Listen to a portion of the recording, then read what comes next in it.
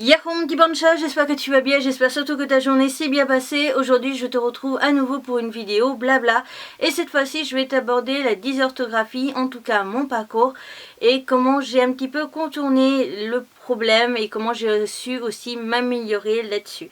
Donc si la suite t'intéresse, continue.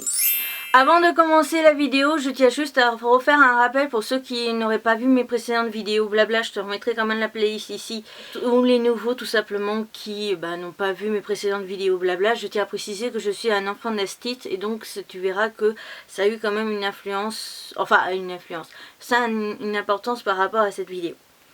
Donc, je suis donc dysorthographique, enfin dyslexique / dysorthographique.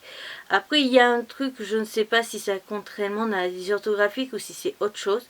Parce que techniquement, je n'ai pas lu la définition officielle pour savoir si j'étais cassée par rapport à ce petit détail. Et j'ai pas demandé spécialement non plus d'infos. Donc, moi, il faut savoir, donc pour la lecture, on a commencé à apprendre à lire au CP.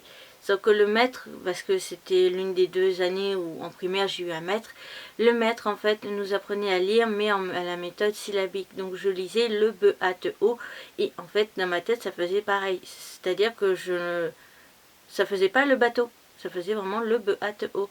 Et voilà, c'est un exemple parmi tant d'autres, mais c'était la façon dont le maître nous avait appris à lire. Et les autres avaient réussi à faire en fait la liaison entre le E-A-T-O et le bateau dans leur tête, etc. Il y avait eu cette liaison et moi, non.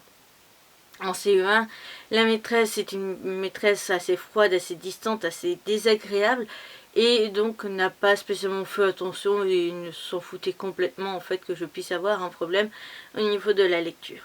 En CE2, la maîtresse par contre que j'ai eue là était quelqu'un de très gentil et de très agréable. D'ailleurs, je la remercierai jamais assez parce qu'elle a vraiment travaillé pour m'aider. C'est-à-dire que comme je suis donc enfant d'instit, elle a proposé un soir à ma maman, je crois dès le mois de septembre, elle a proposé à ma maman en voyant que j'avais vraiment un problème au niveau du français, que le soir, elle m'aide et qu'elle me fasse travailler la lecture. Sachant que en fait, quand ma mère a tout de suite capté vite fait, dès le CE1 que j'avais un problème, elle a acheté beaucoup de cahiers pour faire travailler, un peu comme les cahiers de vacances. Et à chaque vacances scolaires, je passais mes journées quasiment à ça. Bon, je jouais aussi, hein, mais je passais mon temps à essayer d'apprendre à lire, etc. Quand on a commencé à voir tout ce qui était conjugaison, etc., là aussi, pareil, il y avait des gros problèmes. Je ne savais pas faire la conjugaison, je n'arrivais pas à retenir, etc. Et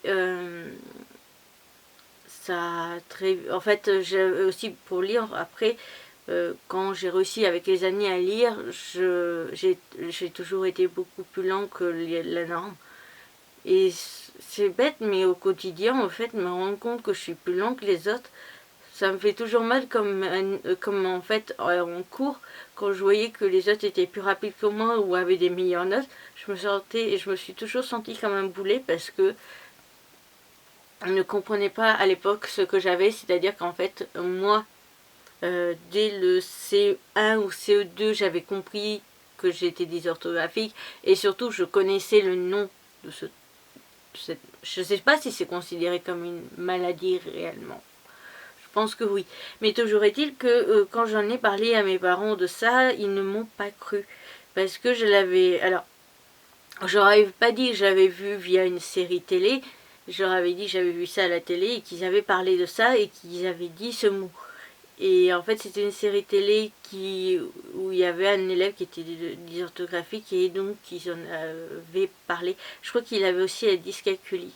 Et donc moi je savais très bien que c'était ça et que donc quoi que je fasse, j'y arriverais pas, mais je voulais quand même essayer de y arriver. Sachant que en plus dans la vie de tous les jours, j'avais souvent mon père en fait, j'ai du mal à avoir la tête levée au cas où, parce qu'en fait j'ai l'éclairage qui est assez puissant et il me tape directement dans l'œil quand je suis comme ça et le chien aussi. Donc c'est pour ça que je suis un peu par là.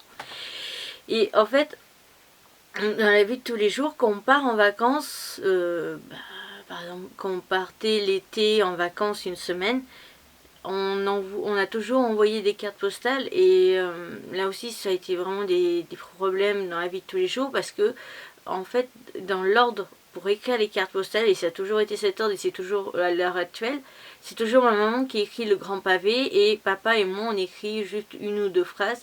Il y a toujours eu des prises de bec parce que je ne savais pas écrire les bons mots, parce que j'oubliais des S, parce que il n'y avait pas la bonne orthographe, etc.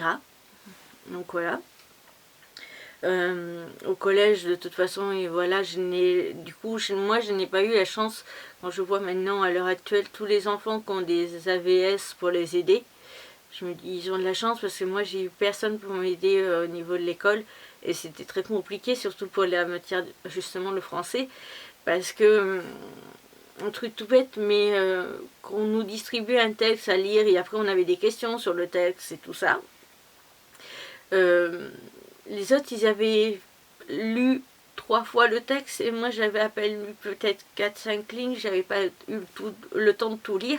Et donc forcément sur un contrôle, bah, par exemple quand les personnes mettent 5 minutes à lire le texte et que toi tu mets 20 minutes, il te reste plus grand chose pour essayer d'avoir de bonnes notes. Par contre, j'ai réussi plus ou moins avec les années, et maintenant surtout depuis que j'ai arrêté l'école, à pas contrecarrer, mais contourner mon problème. Et surtout, j'ai fait des progrès en français et c'est grâce à des trucs tout bêtes. Donc, je voulais aussi, c'est pour ça surtout je voulais parler de ça, parce que je voulais insister auprès des parents.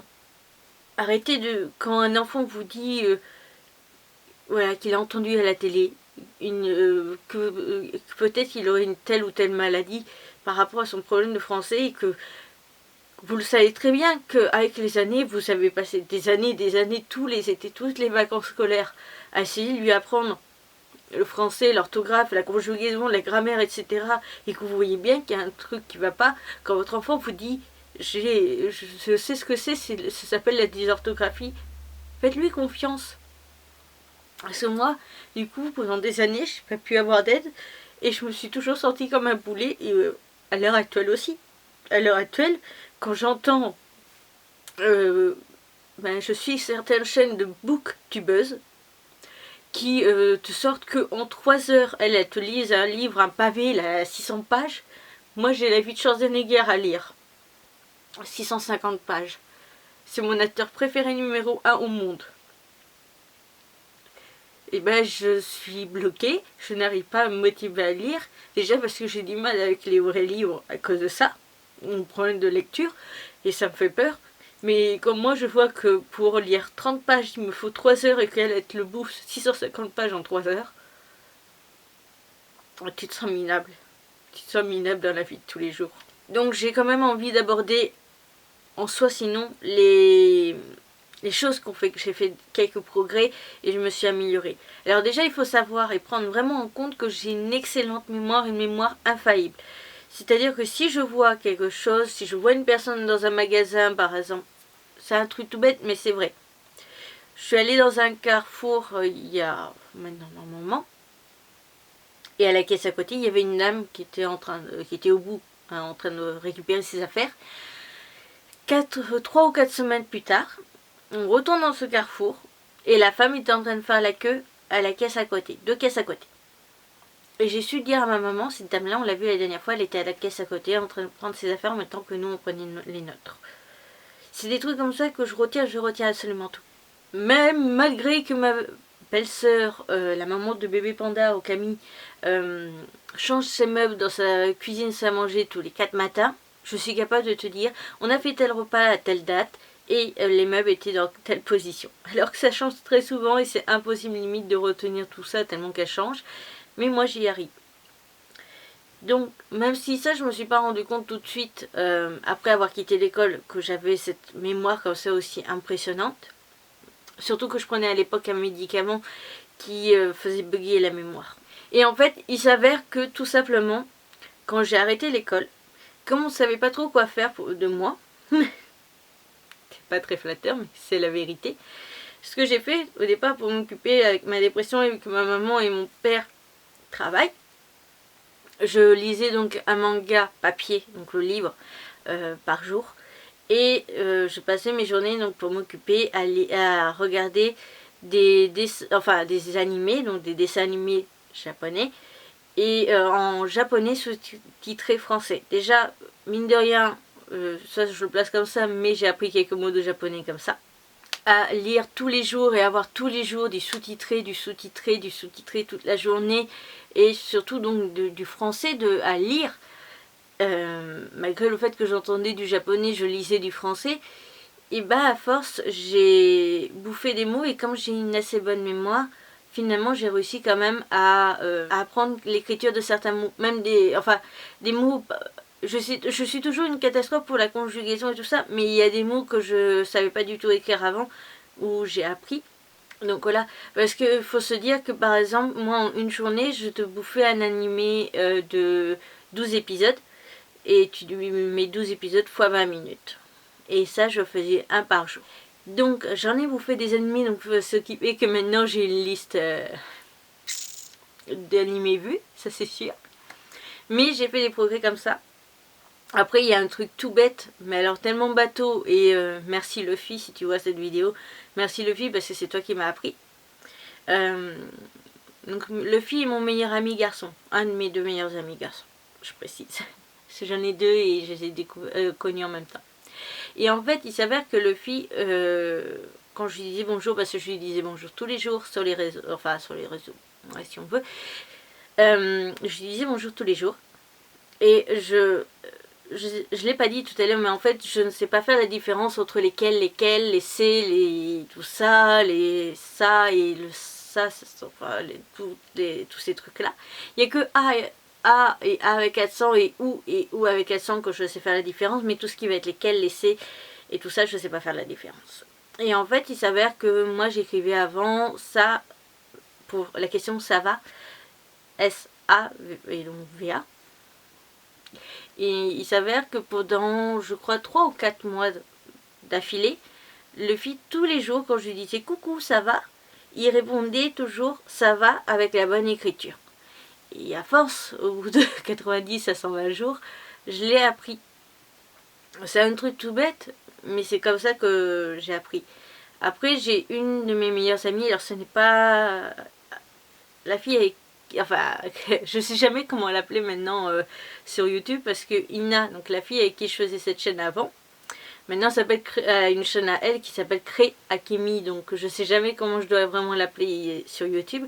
Mais toujours été que ma meilleure amie, donc pas elle, mais ma deuxième meilleure amie, elle, quand je lui demandais de me corriger des textes, ce qu'elle faisait, parce que Ina, je pense pas qu'elle fasse, je suis pas sûre, mais ma deuxième meilleure amie, donc, qui est une de mes abonnées de base, ce qu'elle fait en fait, c'est que dès qu'elle corrige un de mes textes, elle met en majuscule là où j'ai fait faux, ou où j'ai oublié par exemple un S, un T, etc. quelque part, elle met en majuscule. Ou alors elle remet le texte, quand il y a un mot à modifier, elle remet tout, et elle le met justement, elle va changer le mot qui avait à changer, et elle le met en majuscule. Et mine de rien, à force de voir les mots comme ça corrigés, comme j'ai l'avantage d'avoir quand même une très bonne mémoire, petit à petit, à force avec les années, ça rentre un petit peu. Bon, c'est toujours pas ça, hein, je suis toujours dysorthographique et je pense pas que j'en sortirai, mais il y a eu des progrès. Après, il faut savoir aussi que j'ai un petit problème, mais après ça se voit pas beaucoup dans la vie de tous les jours, parce que je contourne très vite, très facilement ce problème-là, et je rebondis un petit peu comme, sur mes pattes, un peu comme un chat, parce qu'il y a des mots des fois un peu compliqués que je n'arrive pas à prononcer, et alors c'est marrant parce qu'à côté de ça, comme dirait ma mère, il y a des mots des fois, un langage que j'ai, une connaissance de mots que justement elle savait pas du tout que je pouvais connaître des mots aussi compliqués et tout ça. Enfin après, qui sont pas longs et durs à prononcer. Si tu veux, il y a des mots un peu trop longs ou quoi, je suis pas capable de prononcer, donc à chaque fois je contourne ma phrase pour dire un autre mot qui va dire à peu près la même chose. Et ça me fait chier parce que j'aime bien ce genre, ces mots-là, parce que ça prouve au moins que même si voilà, j'ai un problème d'orthographe en vocal, ça passe plus facilement. C'est d'ailleurs aussi pour ça que j'ai fait YouTube et j'ai arrêté mes blogs, parce que quand je faisais avant sur blog, bah, j'étais toujours obligée de demander à quelqu'un de me corriger. Et c'est pareil aussi pour mon livre, parce qu'il y en a beaucoup qui se demandent comment j'ai fait pour écrire un livre. Bah, j'ai écrit mon texte sur Word, je l'ai envoyé, j'ai donné mon dossier Word, enfin mon document de Word à ma maman. Et ma maman elle corrigeait par derrière, c'est tout. Il n'y a pas plus simple et il n'y a pas plus efficace, surtout avec une instite. J'admets peut-être qu'on a dû laisser une ou deux fautes, mais même la maison d'édition avait laissé des fautes. Hein, donc voilà. Voilà moi comment j'ai fait et comment j'ai contourné le problème. Donc quand je vois des parents des fois qui disent ouais lire une BD ça sert à rien, c'est nul, il n'y a presque pas de texte. Ben, moi les vrais livres j'en suis pas capable. Il y a même des vrais livres qui m'intéresse, je suis obligée d'ouvrir le livre et de voir si le texte est assez aéré, s'il n'y a pas trop de texte, si... Voilà, je peux pas lire un vrai livre comme tout le monde. Et d'ailleurs, si tu regardes mes vidéos achat de livres d'il y a un an, enfin au début d'année plutôt civile, je parlais en année scolaire, tu verras que je dis que j'ai besoin de livres assez petits et pas trop épais, et surtout avec un texte assez gros et des trucs aérés, voire des dessins. Parce que je ne suis pas capable à cause de ça, justement, à cause de ce problème de français. Et les mangas, mine de rien, certes c'est une bande dessinée, certes c'est en noir et blanc, donc waouh, c'est vachement fascinant. Mais à côté de ça, je lis tous les jours et je vois du français tous les jours. Et donc je fais des progrès mine de rien grâce à ça. Parce que au jour où je filme, j'ai presque